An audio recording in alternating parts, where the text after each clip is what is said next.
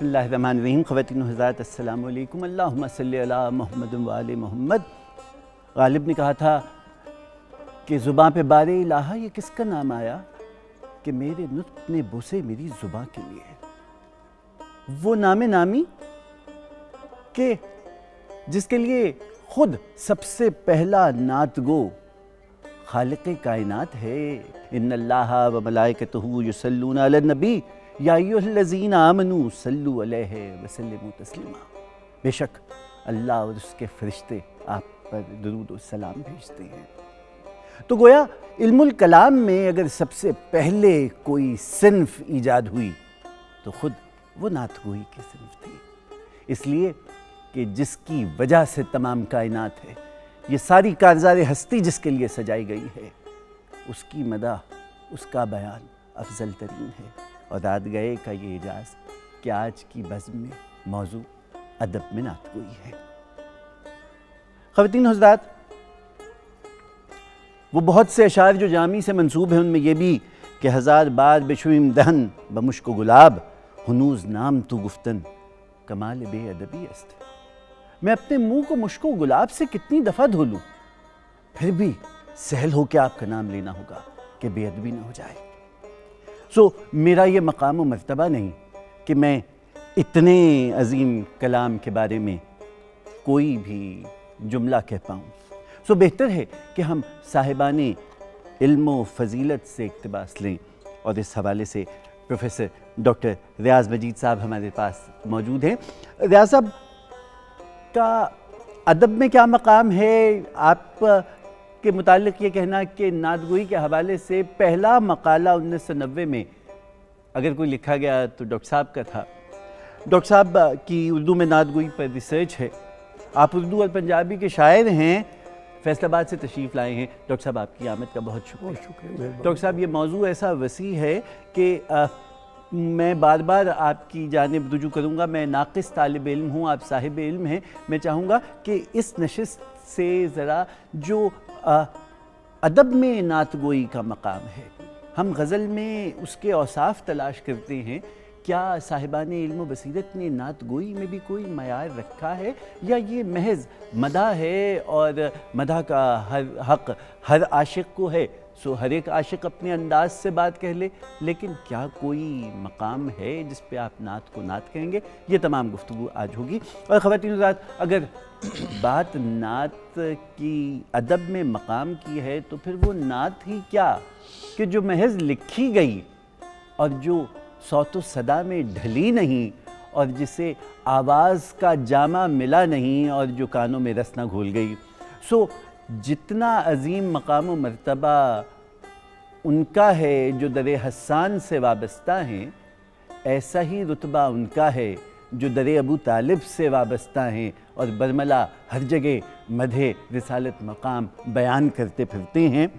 Doctor سرور حسین نقشبندی اب P H D کر چکے ہیں نعت میں، لیکن اعجاز یہ ہے، کمال یہ ہے، عطا یہ ہے کہ آپ کے نطق سے نعت رسالت مآب جاری ہوتی ہے. آپ کی آمد کا بہت شکریہ. بہت شکریہ. ڈاکٹر صاحب، پروردگار عالم خود سب سے بڑا نعت خواں، لیکن اگر باقاعدہ کہا جائے تو ہمیں بالکل عہد نبوی میں رسالت مآب صلی اللہ علیہ وآلہ وسلم کی عہد طفولیت میں ہی اگر کسی کو مدحت رسالت مآب کرتے ہوئے پایا جاتا دیکھا گیا ہے تو وہ خود آپ کے چچا حضرت ابو طالب ہیں. تو کیا ہم کہہ سکتے ہیں کہ حضرت ابو طالب، اگر زبان عربی کی بات ہو، کیونکہ اردو کے ماخذ عربی یا فارسی ہیں تو ہم عربی سے شروع کرتے ہیں، تو پہلی نعت جو لکھی یا کہی گئی وہ حضرت ابو طالب نے کہی؟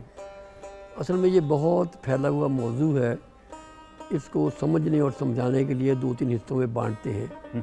ایک تو پہلا دور ہے جو حضور صلی اللہ علیہ وسلم کی پیدائش مبارک سے پہلے بھی نعت تک کا ایک دور رہا ہے. اچھا. اور جو پرانی کتابیں ہیں اس میں رسول موعود یا ایک پیغمبر موعود کے حوالے سے ذکر ہوتا رہا ہے اور آپ کے بارے میں بڑی اچھی اچھی نعتیں اور نعتیہ اشعار جو ہے ملتے ہیں.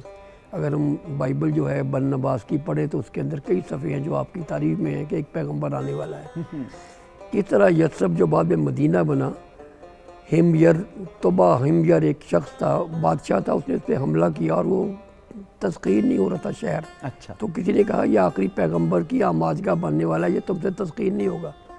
اس نے کچھ شعر کہے تھے اور ایک مکان بھی بنایا تھا کہ جب وہ پیغمبر یہاں تشریف لائیں تو اس مکان میں قیام کریں. جب آپ مدینہ میں آئے تو وہ ایوب انصاری کے پاس وہ مکان تھا تو آپ نے وہیں قیام کیا. اچھا. تو طب ہمجری کے شعر جو ہیں پہلے وہ ہمیں کتابوں میں ملتے ہیں. لیکن جہاں تک نعتیہ باقاعدہ قصیدہ کا انداز ہے وہ جناب ابو طالب کو یہ ایک فخر جاتا ہے کہ انہوں نے باقاعدہ ایک عربی میں ایک قصیدہ کہا, اور وہ قصیدہ اپنے شعری جمالیات کے ساتھ بھی بڑا افضل اور بڑا محترم ہے. وہ صرف ایک موضوع نہیں ہے بلکہ آپ کو دیکھ کے ہم بارش کی دعا کرتے ہیں, بارش ہوتی ہے, بڑے اچھے شعر اس کے اندر موجود ہیں. اور عربی نعت کا باقاعدہ آغاز جو ہے وہ اسی سے ملتا ہے. تو یہ وہ دور ہے جو ہو تو ابن عساکر نے ابن عرفہ سے نقل کیا ہے کہ مکہ میں قحط پڑا. اہل قریش جناب ابو طالب کے پاس یہ فریاد لے کے آئے کہ وادیاں سوکھ گئی ہیں اور ہم روٹی کو محتاج ہو گئے ہیں, سو کعبے میں عبادت کا اہتمام ہو اور بارش کی طلبی ہو. اہل قریش نے دیکھا کہ ابو طالب اپنے ہمراہ ایک بچے کو گود میں اٹھائے ہوئے باہر آئے کہ جس کا عارض سورج کی مانند چمک رہا تھا. ابو طالب نے اس بچے کو گود میں اٹھا کر اس کی پشت کو کعبے سے چسپاں کر دیا اور آسمان کی طرف ہاتھ اٹھا لیا. آسمان پر بادل کا ٹکڑا بھی نہیں تھا, لیکن دیکھنے والوں نے دیکھا کہ آسمان سے اتنا پانی برسا کہ آس پاس کی وادیاں جل تھل ہو گئیں. اور ابو طالب نے جوش خطابت میں کہا, وہ نورانی چہرہ کہ جس کے واسطہ دے کر پانی طلب کیا جاتا ہے, وہ یتیموں کا فریاد رس ہے, بیواؤں کی پناہ گاہ ہے. بنی ہاشم کے فقراء اس کی پناہ حاصل کرتے ہیں اور اس کے پاس ناز و نعمت کے لیے جاتے ہیں. وہ عدالت کی ایسی میزان ہے کہ جس کا وزن بال کے برابر بھی خطا نہیں ہوتا, اور اس کا وزن ایسا سچا ہے کہ اس میں کوئی جھوٹا دعویٰ نہیں ہے. یہ اتنی ابتدا کی نعت ہے. یہ روایت اتنی مستحکم ہے کہ بعد میں بھی جب کبھی بارش کی طلب ہوتی تو اہل مدینہ آپ کی یہ شعر پڑھا کرتے تھے. ایک مستقل روایت کے طور پہ اس کے اثرات میں بارش کا ہونا تقریباً لازم ہی ہو گیا ہے. یہ پہلا اہم قصیدہ ہے جس سے ہم عربی نعت کا آغاز کر سکتے ہیں. تو پہلا دور وہ بنتا ہے جو آپ کی زندگی میں ہی ہوا دور. صحابہ نے کہا, کئی سینکڑوں صحابہ ایسے ہیں جنہوں نے نعت کے کچھ نہ کچھ شعر کہے, اور الصحابہ میں وہ تمام شعر موجود ہیں. حسان ابن ثابت کا بہت نام ہے اس میں. وہ تو خیر باقاعدہ عبداللہ بن رواحہ وہ اور کعب بن زہیر یہ تو باقاعدہ بہت بڑے شاعر تھے, اور ایک ایک شاعر پہ الگ پروگرام ہو سکتا ہے. اصل میں اس کی ابتدا یوں ہی جسے ہم باقاعدگی کہتے ہیں کہ حضور نے یہ فرمایا کہ یہ جو لوگ میرے خلاف باتیں کرتے ہیں تو میں سے کوئی جو ان کی حجب کا جواب دے. تو حسان بن ثابت آگے بڑھے کہ میری تو وہ زبان ہے کہ اگر پتھر پہ ہمارے تو اس کو توڑ دے, تو میں یہ کام کرتا ہوں. تو آپ نے فرمایا وہ صدیق سے ملیں, ان سے بھی بہت سے انصاب کے بارے میں مشورے لیں. پھر پہلے باقاعدہ شاعر جو نامزد کیے گئے حضور کی طرف سے حسان بن ثابت ہیں. پھر کعب بن رواحہ اور عبداللہ بن رواحہ, بہت سارے شاعر ایسے ہیں, تقریباً سینکڑوں میں یہ تعداد مل جاتی ہے. عربی میں نعت گوئی جو عبداللہ عباس ندوی کی کتاب ہے اس کے اندر تمام کا ذکر ہے. اور المجموعۃ النبہانیہ فی المدائح نبوی میں بھی سینکڑوں ایسے شعر ملتے ہیں. تو پورا ایک دور مرتب ہوتا ہے عربی نعت کا, لیکن وہ بڑا سادہ سا دور تھا. اس کے اندر آج کی نعت والے موضوعات نہیں تھے. آپ کو براہ راست صحابہ دیکھتے تھے, ان کی شجاعت کی, ان کے حلم کی, تدبر کی, ذہانت کی, حکمت کی باتیں کرتے تھے. پھر جیسے عربی سے نعت باہر منتقل ہوئی تو پھر مدینہ کی دوری کا بھی احساس ہوا, مدینہ میں جانے کا بھی احساس ہوا, اور مدینہ کی محبت بھی جاگی. عربی نعت میں مدینہ کی محبت کا وہ وفور نہیں ملتا جو میں فارسی نعت میں ملتا ہے. تو پہلا جو نعت کا دور ہے عربی کا, اس کے بعد جب ایران میں نعت آئی اور مدینہ سے دوری میں نعت آئی, پھر بہت سارے شاعر جو ہیں قدسی ہیں, جن میں جامی ہیں, حافظ ہیں, مولانا روم ہیں, تقریباً ہر بڑے شاعر نے اپنی نعتوں سے ہی آغاز کیا, اپنی مصنوعوں کا بھی. تو یہ باقاعدہ ایک پورا دور بنتا ہے جس پہ دستگیر رشید نے پورا ایک تیسر لکھا ہے فارسی میں نعت گوئی, اور سید ضیاء الدین دہشکری نے بھی ایک کتاب مرتب کی ہے. اس کے بعد پھر تیسرا چوتھا دور پاکستان کی طرف آ جاتا ہے, بر صغیر کی طرف آ جاتا ہے. ہم اگر فارسی تک آئے, جو ہم یہ دیکھتے ہیں کہ پھر ایک سلسلہ یہ بھی آتا ہے کہ عربی کا ایک مصرع ہے اور فارسی کا ایک مصرع ہے. جامی سے ایسے بہت سے شعر منسوب ہوتے ہیں. اب وہ کیا مولانا جامی کے ہیں یا ان کے ہم نام کسی کے ہیں, اس پہ ابھی تک بحث ہے. لیکن اللہ یمکن ثنا کما کان حق ہو, اور پھر اس کا دوسرا مصرع بہت ہی مشہور ہے, بعد از خدا تو ہی قصہ مختصر. تو یہ جو انداز تھا, اور پھر حضرت شیخ سعدی علیہ رحمہ سے, اگرچہ آپ فارسی کے ادیب اور شاعر, لیکن جو سب سے زیادہ مشہور بلغ الغلاب کمالی وہ بلغ الغلاب کمال ہی وہ تو ان کے دیباچے میں ہے نا، وہ تو سادی سے بالکل مطلب ہے، بہت اس کی اتنی تشریحیں ہوئیں، اتنی تضمینیں ہوئیں، اور لوگوں کے اوراد و وظائف میں شامل ہے یہ قطعہ جو ہے نا، یہ بہت خوبصورت۔ اچھا، جامی کا جو ایک وفور جذبات سے نعت لکھنے کا انداز ہے، یہ ایسا معلوم ہوتا ہے کہ اس کی چھاپ اردو نعت گوئی پہ زیادہ آئی ہے، جس انداز سے، اور پھر جامی سے جو نعتیں منسوب بھی ہو گئیں، مثلا کیا مظاہر قدرت کو کوئی بھی جامی نام کا شخص دیکھ رہا ہو تو اسے بلبل کی چہچہاٹ میں آپ علیہ السلام کی آواز سنائی دے، اور وہ اگر سرو کے بوٹے کو دیکھے تو یہ کہے کہ خیات ازل نے اگر یہ سوچا کہ آپ کا لباس تخلیق کرے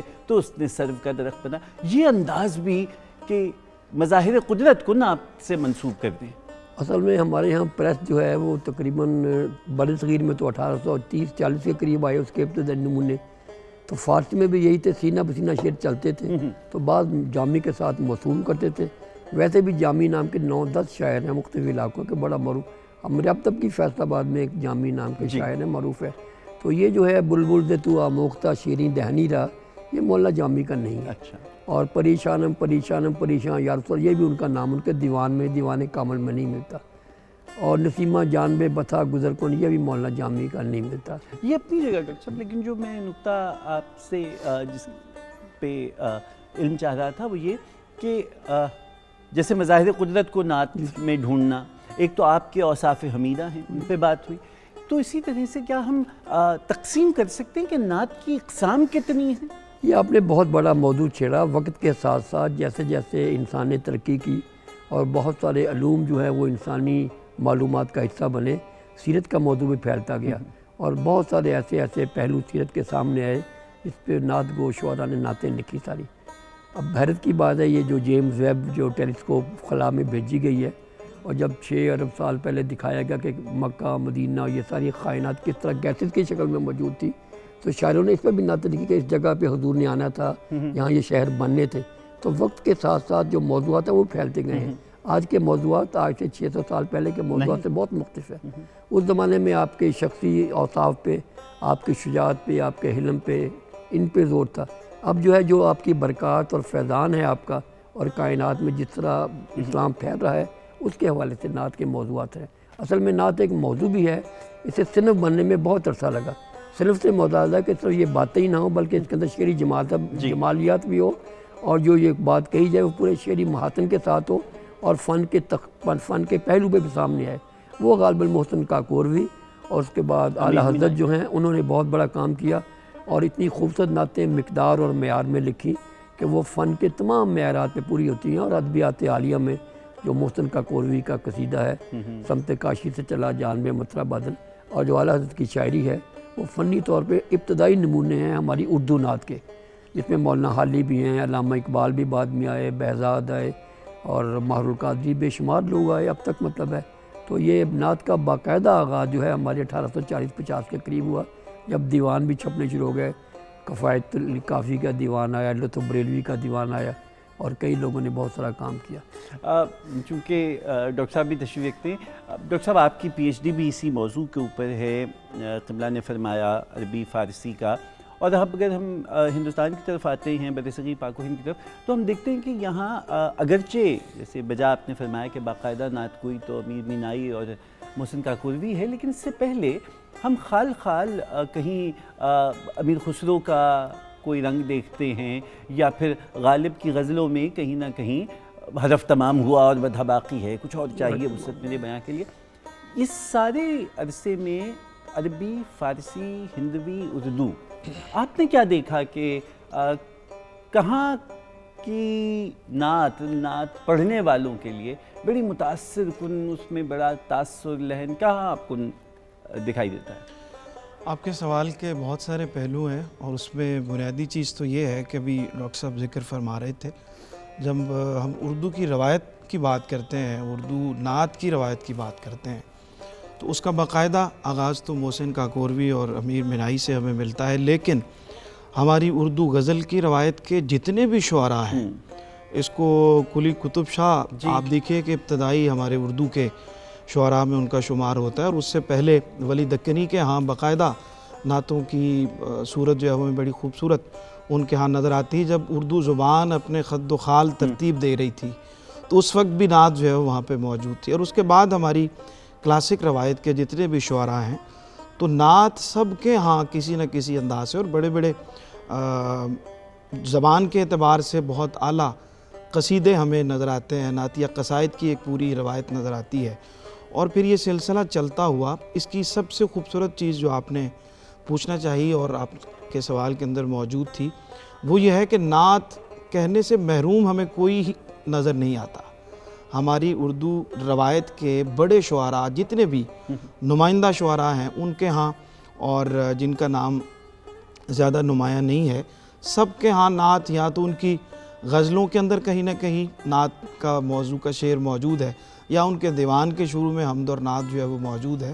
تو یہ روایت میں سمجھتا ہوں جس کا ایک تسلسل غیر محسوس طریقے سے ہماری اردو زبان کی روایت میں موجود تھا، یہ سب سے زیادہ خوبصورت ہے. اور اس کی گونج کہیں کم اور کہیں زیادہ ہمیں شعراء کے ہاں نظر آتی ہے. ماشاءاللہ. تو اگر کوئی نعت عطا ہو محفل اور بابرکت ہو جائے. جی بالکل. میں نے جس نعت کا انتخاب کیا ہے یہ جناب جان محمد قدسی کی ایسی شعراء آفاق نعت ہے. ڈاکٹر صاحب تشریف فرما ہیں.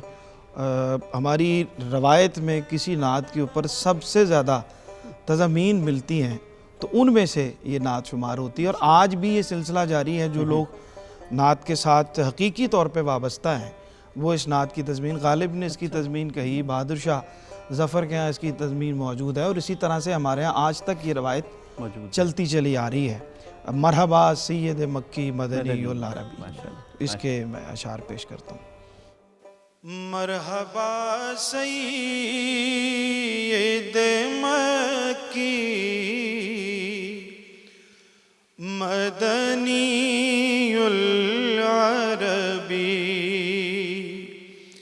مرحبا سید مکی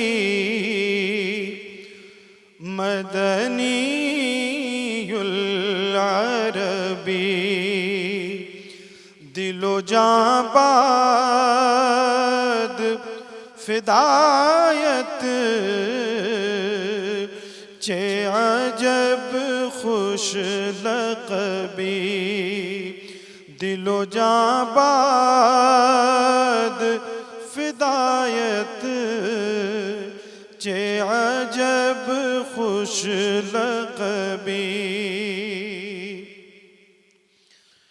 من بے دل با جمالے تو عجب حیرانم،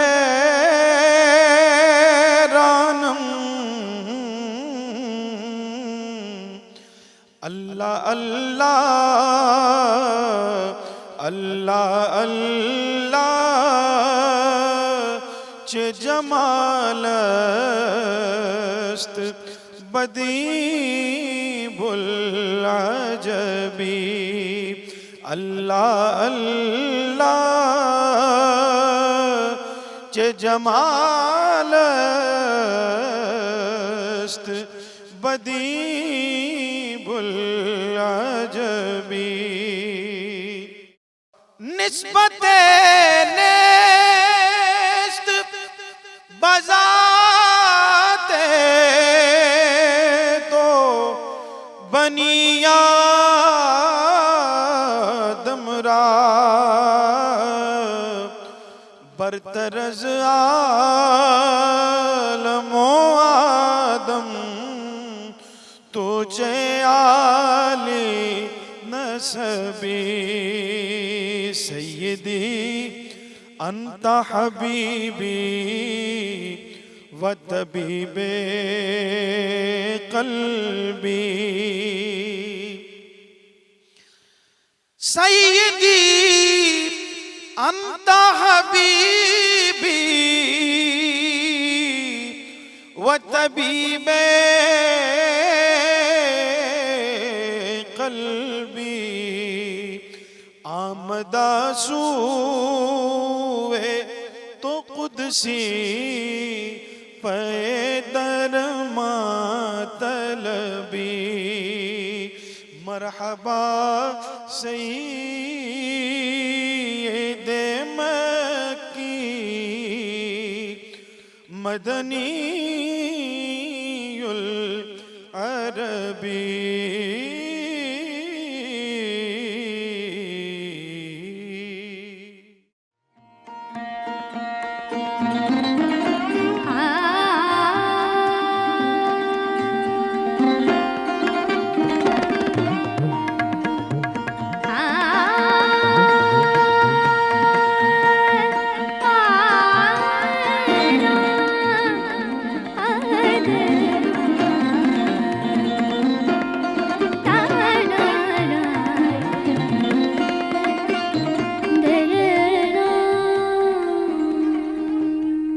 خواتین و حضرات، ایک بار پھر اس محفل نعت گوئی اور نعت کے سفر کے بارے میں جو آج کا موضوع ہے رات گئے کا، اس میں ایک بار پھر خوش آمدید. وقفے پہ جانے سے پہلے ڈاکٹر نقشبندی نے کیا اچھی نعت ہمیں عطا کی. جی چاہتا ہے کچھ اس نعت کے بارے میں بات کریں. ڈاکٹر صاحب، آپ مجھے وقفے میں کچھ بتلا رہے تھے کہ اس کی اتنی تضمینیں ہیں. اصل میں یہ بہت بابرکت نعت ہے. اردو نعت کے پورے سفر میں عربی میں قصیدہ بردہ، جس کی سینکڑوں ترجمے، تشریحیں، تضمینیں ہوئیں، اور اردو میں یہ نعت. اس پہ 18ویں 19ویں صدی میں 2 کتابیں باقاعدہ چھپ چکی تھیں. اچھا. ایک نعت قدسی، ایک صحیفہ قدسی کے نام پہ. اور مرزا غالب نے کبھی کسی کی زمین میں نہیں لکھا، لیکن مرزا غالب نے بھی اس پہ لکھا، اور مولانا حالی جب خستہ تخلص کرتے انہوں نے بھی اس پہ لکھا. اچھا. اور کالی داس گپتا ایک اسکالر تھے بہت بڑے غالب کے، انہوں نے لکھا ہے کہ ایک رسالہ اخبار صبح مدراس تھا، اس نے ایک پورا صفحہ وقف کر دیا تھا اس کی تضمینوں کے لیے، اور 3-4 سال اس میں مسلسل تضمینیں آئیں. اچھا. ان کا خیال تھا کہ 700-800 تضمینیں جو ہیں اس زمانے میں لکھی گئیں. اس کے بعد ہمارے راجہ رشید صاحب نے بھی جو اپنے نعت رسالہ نکالتے تھے اس کے اندر بھی وقف کیا ان انشاءاتوں کو، اور اب بھی لوگ لکھ رہے ہیں. حتیٰ کہ جان صاحب جو ریختہ لکھتے تھے تو انہوں نے ریختہ میں بھی تجھ پہ قربان گئی، تجھ پہ 100 جان سے قربان گئی پیارے نبی، روز معاشر میں بجھا دی جو میری تشنہ لبی، انہوں نے بھی اس کی تضمین کی. تو اب بھی سلسلہ اس میں جاری ہے سارا. کوئی بات نہیں، ایسی برکت اس کے اندر موجود ہے، اور شعر بھی بڑے پختہ ہیں ان کے عربی کے حوالے سے بھی.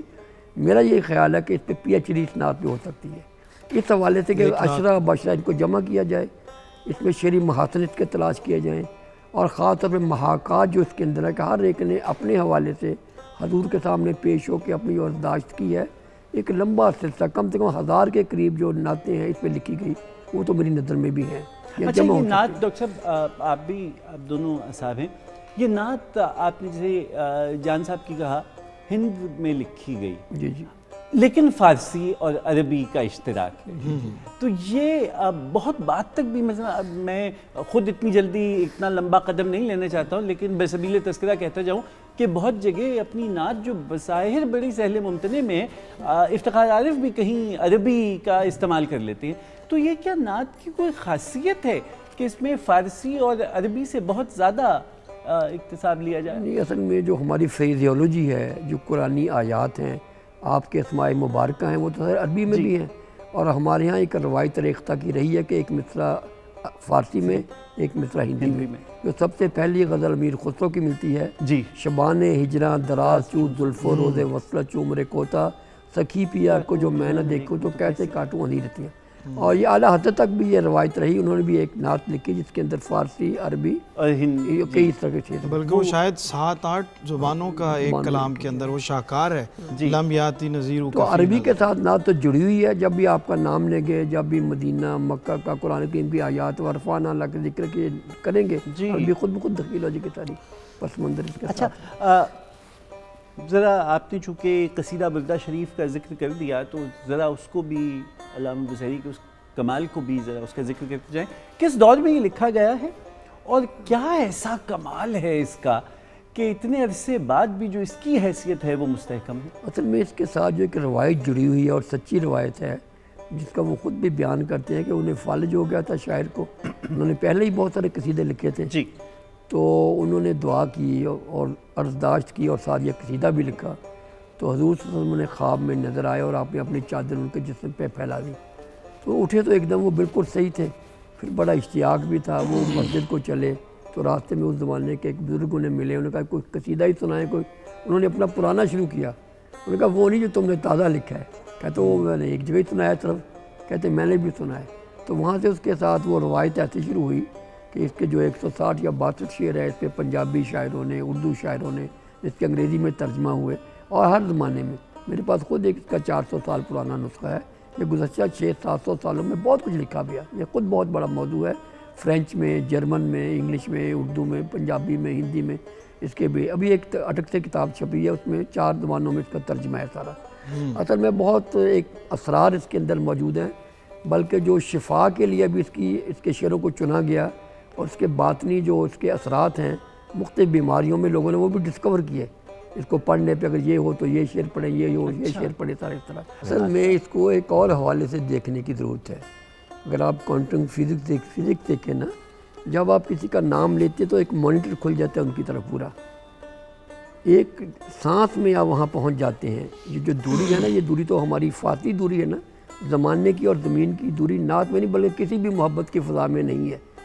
اس کے اندر جب یہ قصیدہ آیا، لکھا گیا سارا اور مختلف لوگوں تک پہنچا، تو ہر ایک نے اپنے اشتیاق کے لیے اس کا ترجمہ کیا، اس میں کوئی اضافے کیے سارے، اور بہت زیادہ تقریباً 300-400 کے قریب تو میں نے بھی اس کا اپنے تھیسس میں ذکر کیا ہو چکے، اور اب بھی اس کے ہو رہے ہیں سارے برکت میں۔ گزشتہ 700 سال سے تقریباً یہ قصیدہ جو ہے اوراد و وظائف میں شامل ہے۔ ٹرنگم میں ایک صوفی آرڈرز اسلام ان کی کتاب ہے کہ جب ترکی میں اب بھی نئے مکان بنتے ہیں تو اس میں پہلی بار جب چٹ سی ہوتی ہے نا ہمارے خانہ، اس میں یہ قصیدہ پڑھا جاتا ہے۔ کیا بات۔ اس کی پھر مقبولیت کا یہ بھی دیکھیے کہ آج بھی اس کا ایک شعر جو ہے وہ صدیوں سے والحبیب الذی ترجا شفاعتہ، یہ حضور کے جو دروازہ مبارک کا تالا ہے اس کے اوپر لکھا ہوا ہے، تو اس کی مقبولیت کا کیسا۔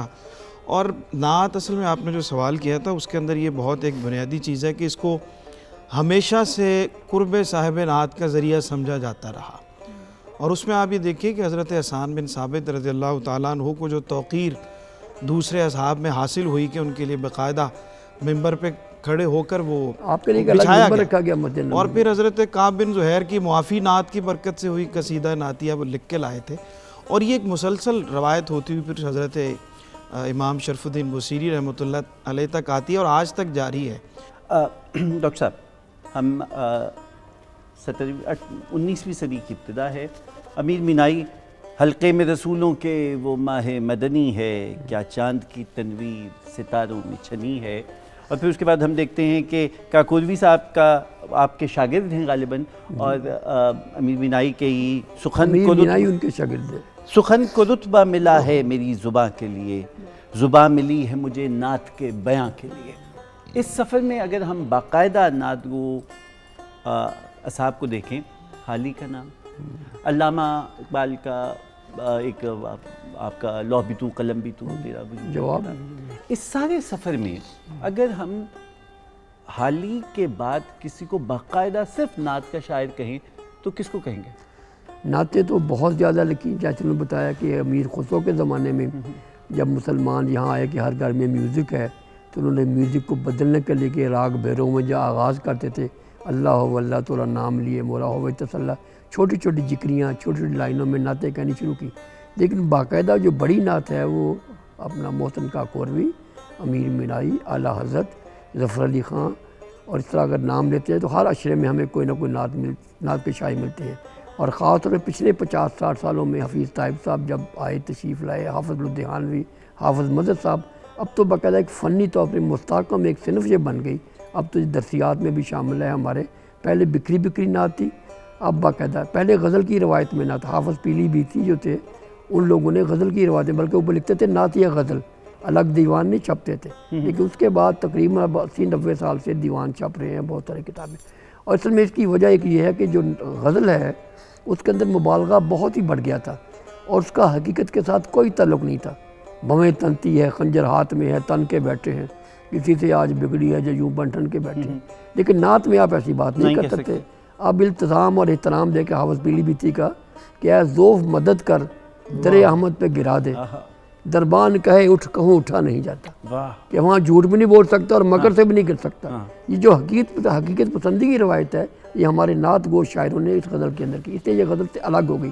اگرچہ غزل کی صنف میں ہی نعت ہو رہی ہے، لیکن نعت کے تمام مضامین کے اندر ایک پاکیزگی ہے، سیرت کے پہلو ہیں، آپ کے اخلاقیات، آپ کے غزوات، آپ کے معجزات، آپ کا فیضان، اب ساری کے سارے موضوعات بالکل نئے ہو گئے، اور تقریباً پچھلے 70-60 سال سے نا جو نعت جو ہے باقاعدہ ایک مستحکم صنف کے طور پہ اپنے تشکیلی دور سے نکل کے تکمیل کی طرف آ گئی، اور اب جامعات میں اس پہ مقالے لکھے جا رہے ہیں اور الگ درسیات کا نظام قائم ہو۔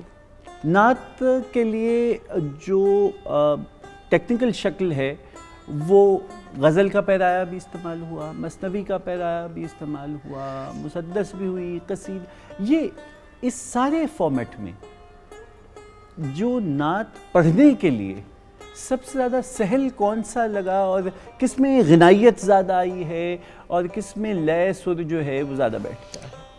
نہ صرف نعت پڑھنے میں بلکہ نعت لکھنے میں بھی اگر آپ ایک تسلسل کی بات کریں تو وہ غزل کو ہی غزل ہی ہے۔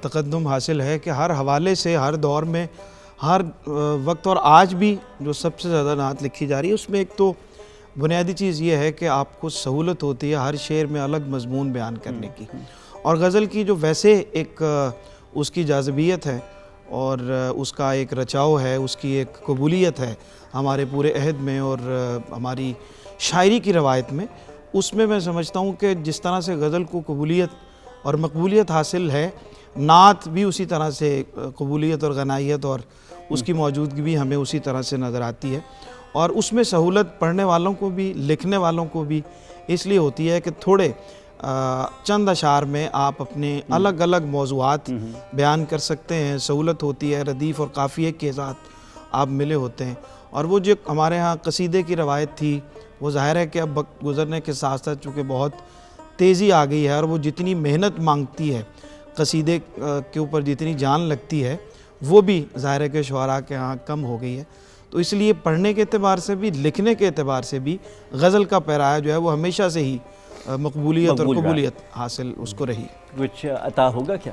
آپ نے وہ ذکر کیا ہے غزل کے پیرائے کا، تو حضرت غالب کی زمین میں ایک نعت کہی ہے ڈاکٹر صاحب کی اجازت سے۔ ماشاءاللہ۔ کچھ بھی نہ رہا اوج سریا میرے آگے، کچھ بھی نہ رہا اوج سریا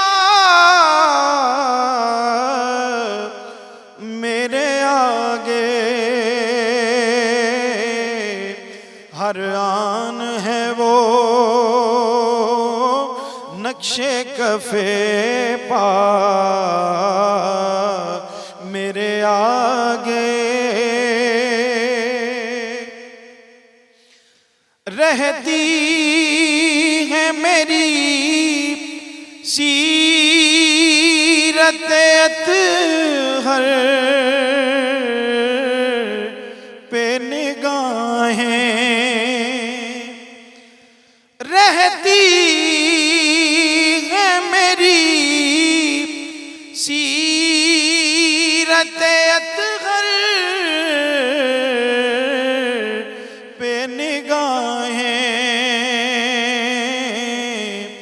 دشوار نہیں کوئی بھی رستہ میرے آگے، جس وقت بھی کرتا ہوں میں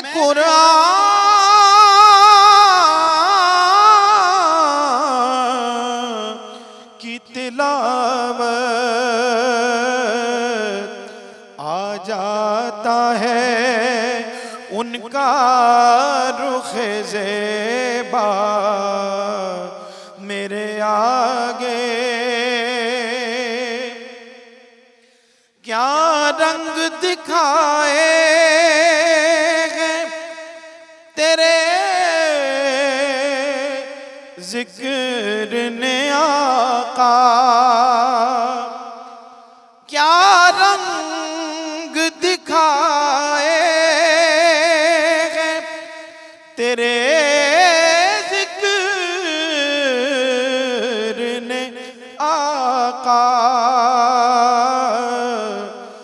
بچھتی ہی چلی جاتی ہے دنیا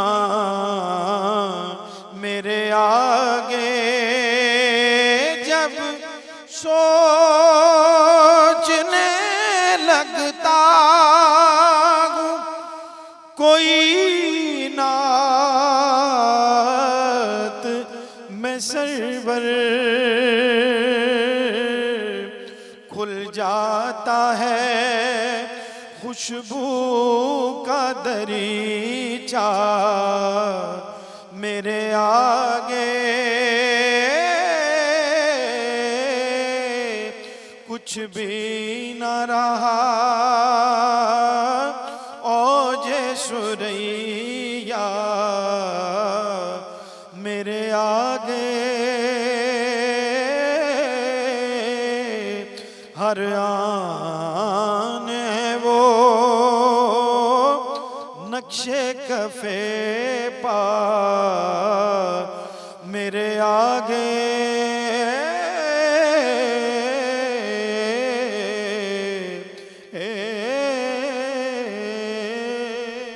ماشاءاللہ ماشاءاللہ. ڈاکٹر صاحب نعت اور یہ غالباً آپ ہی کا صفحہ کلام؟ جی جی ماشاءاللہ ماشاءاللہ. اب یہ انداز جو ہے کہ جس میں حضور کے رسالت مآب صلی اللہ علیہ وآلہ وسلم کے اوصاف حمیدہ کی شان بیان ہو رہی ہے، ایک یہ نعت میں پہلو آتا ہے، ایک التجائیہ پہلو ہوتا ہے کہ جہاں یہ التجا ہوتی ہے کہ مدینے تک لے جائیے، آپ کی چشم کرم ہو عطا ہو. اس طرح میں اگر اس کی کلاسیفیکیشن کی جائے تو نعت کی کتنی اقسام ہم کہہ سکتے ہیں؟ نعت کی تو ویسے سینکڑوں. ایک بات گزشتہ سے پیوستہ یہ ہے کہ نعت غزل میں اس لیے زیادہ پاپولر ہوئی کہ یہ تاثیر غزل میں ہی ممکن تھی. اگر یہ ربائی میں نعت پڑھی جائے یا مستزاد میں تو یہ کیفیت ہی بنتی جو غزل میں بنتی ہے. لہذا زیادہ غزل سرور نے صحیح کہا کہ لکھی بھی گئی غزل کے اندر نعت اور پڑھی بھی گئی. تاثیر کے حوالے سے غزل سب سے زیادہ بڑی پاپولر صنف ہے، اس کی دنیا وغیرہ بھی ہے.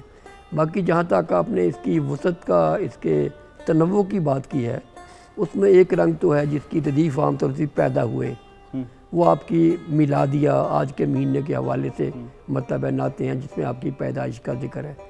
اچھا ایک جو ہے وہ معراج کے حوالے سے ہے جس میں آج کی رات عام طور پہ ردیف ہے. اس طرح پھر آپ کے غزوات پہ الگ ہے. استمدادیہ یہ ہے کہ جیسے قرآن کریم میں جاؤکا کی ایک آیت ٹکڑا آیا ہے کہ اگر تمہیں کوئی تکلیف ہو تو تم حضور کے پاس جا کے عرض کرو اور وہ تمہارے حق میں سفارش کرے تو اللہ تعالیٰ کرم کرے گا. تو وہ اس سے ایک استمداد کا پہلو نکلتا ہے آپ سے مدد کا. حضور شافع تو میں مولانا حالی کا جو پہلا ہے نا کہ خاصہ خاصان رسول وقت دعا ہے، وہاں جب 1857 کے بعد کی جنگ آزادی کے بعد مسلمانوں کی پسپائی تھی تو وہاں سے یہ شروع ہوا سارا. اور سعدی نے بھی جب یہ بغداد ہوا سارا طے ہوتے اس کے بعد اب بھی ہمارے یہاں جو ہے حفیظ طائب صاحب کی بڑی خوبصورت نعت ہے مجھ کو ہم کو درکار ہے روشنی یا نبی پہ، اس کے اندر پورا ہمارا یہ المیہ ہی ہے سارا. تو استمداد کا باقاعدہ 3 سطح پہ، نجی سطح پہ، قومی سطح پہ اور علاقائی سطح پہ. علاقائی سطح پہ یہ کہ جیسے کسی ملک پہ کوئی آفت آئی تو ان لوگوں نے حضور سے استمداد طلب کیا. ذاتی طور پہ جیسے بصیری ہے کہ کوئی اپنی پریشانی ہے، اور قومی انٹرنیشنل لیول پہ جب جیسے فلسطین کا مسئلہ ہے، جیسے روہنگیا کے مسلمانوں کا مسئلہ ہے، جیسے بے شمار ایسی نعتوں میں شعر مل جاتے ہیں جس میں عالم اسلام پہ کبھی بھی کوئی پریشانی ہوئی ہے تو اس کا ذکر کیا گیا. جیسے قرآن کریم کو جلانے کے واقعات ہوئے اور یہ بلیسفیمی کے حوالے سے، یا مطلب ہے یہ جو ہمارے فوبیا، اسلاموفوبیا کے حوالے سے، تو ہماری نعت کے اندر الگ الگ بھی اور مستقل یک کتابی نعتیں بھی لکھی گئی اس پہ کہ حضور آئیے اور ہماری مدد کیجیے. تو یہ نعت کا باقاعدہ ایک اسلوب ہے جس سے استمداد کہتے ہیں، استمداد کا کہ آپ سے مدد طلب کی جائے. جی اچھا، عہد حاضر کی بات کی جائے، آپ نے حفیظ صاحب کا ذکر کیا. ہمارے ہاں مظفر وارثی صاحب کا بہت بڑا نام، اور عہد حاضر میں جناب افتخار عارف کی نعت جو ہے وہ بالکل ہی ایک نئے رنگ میں سامنے آ رہی ہے. جو اشعار جس طرح سے اور جو موضوع وہ اٹھا رہے ہیں کہ نسبت یمن قدم کر گئی یثرب کو حرم، وہ نہ جاتے تو مدینے کی طرف جاتا کون. ایک بالکل ہی آپ کا تصور ہی ایک کیا کمال ہو جاتا ہے یہ جو عہد حاضر کی نعت ہے اس اصل کے میں بعد جب بھی ہم نام گنوانے پہ آتے ہیں نا تو اس میں ایسی ہے جیسے کسی کھلی جگہ پہ عید کی نماز پڑھنی ہو نا تو پہلی 2-3 صفحے ٹھیک کر لیتے، باقی جہاں بھی گئے نماز پڑھ لے. تو بڑے شاعروں میں بہت سارے ایسے ہیں جو ہمارے اب بھی رہ گئے ہوں گے ہمارے پاس جی سے. جی عبدالعزیز خالد ہیں، بہت بڑے شاعر تھے. صوفی افضل فقیر تھے. تو یہ ان کا احمد کمال ندیم یہ ہے قاسمی اپنے صاحب کا ضرور اس میں آنا چاہیے. احمد ندیم قاسمی صاحب قاسمی صاحب کے کہ تو ہاں ایک جو ٹرینڈ نعت سیٹر ہے نا، کچھ نہیں مانگتا شاہوں سے شاہد. وہ ایک ٹرینڈ سیٹر نعت ہے جس نے باقاعدہ جدید جو ہمارے مسائل تھے ان کو نعت کے ساتھ وابستہ کیا. ان کا کمال یہ ہے عارف افتخار صاحب کا کہ ان کا جو جمالیاتی طرز ادا ان کی ہے وہ ہماری جدید شاعری کے بہت قریب ہے. جی اس کے اندر پویٹک گیپ بنتا ہے جس سے شعر اور زیادہ، یعنی شعر صرف نریشن نہیں کہ آپ نعت کو لکھ دیں لفظوں میں، اس کے اندر شاعری پیدا کرنا جو نا، اس میں عارف صاحب کی جو 20-25 نعتیں تازہ آئی ہیں پچھلے 5 بہت ہی خوبصورت ہیں. انہوں نے ایک معیار دیا ہے نئے لکھنے والوں کو. ڈاکٹر صاحب اتنا وسیع موضوع ہے کہ بات ہوتی جائے. خواتین حضرات، ڈاکٹر صاحب سے گفتگو ہوئی. 2 بڑے ڈاکٹر میرے پاس تھے کہ جو آج روح کا علاج کر رہے تھے. اگر علامہ بصیری کو اپنے مرض کی شفا اس صنف سے ہوئی تھی تو اس میں کوئی ابہام نہیں ہونا چاہیے کہ آج اگر دل زنگآلود ہیں اور روحیں بیمار ہیں تو علاج یہی ہے کہ جس رحمت للعالمین کے قصیدے پڑھتے ہیں اس کی رحمت سے یوں لو لگائیے کہ اس کے اوصاف حمیدہ کو کچھ اپنی شخصیتوں میں ڈھالنے کی کوشش کیجیے. میں گزارش کروں گا اپنے بھائی جناب نقشبندی صاحب سے کہ آپ اس محفل کا اختتام کریں. ڈاکٹر صاحب آپ کی آمد کا بہت شکریہ. ابھی استغاثے کی روایت کا ذکر ہوا تو جناب حفیظ صاحب رحمۃ اللہ علیہ کی نعت کا بھی ابھی ڈاکٹر صاحب نے ذکر کیا. اسی کے درکار ہے روشنی تو جی ہاں اسی کے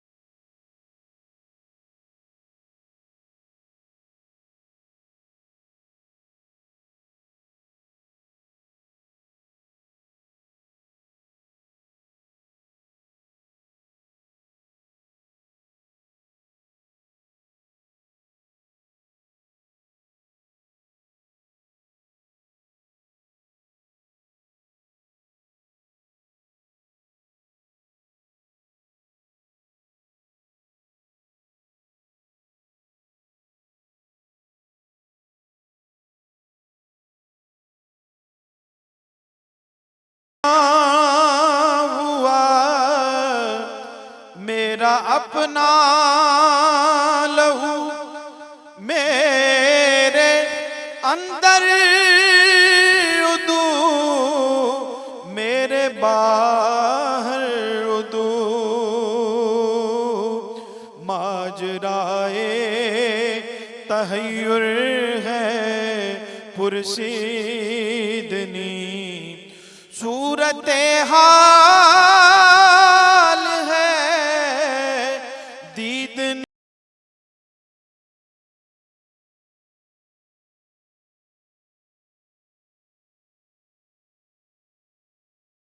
روشنی یا نبی یا نبی اب تو آشوب حالات نے تیری یادوں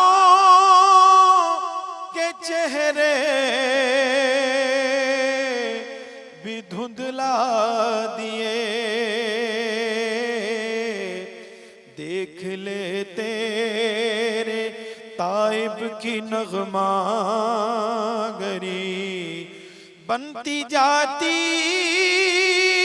ہے نوحہ گری یا نبی ہم کو درکار ہے روشنی یا نبی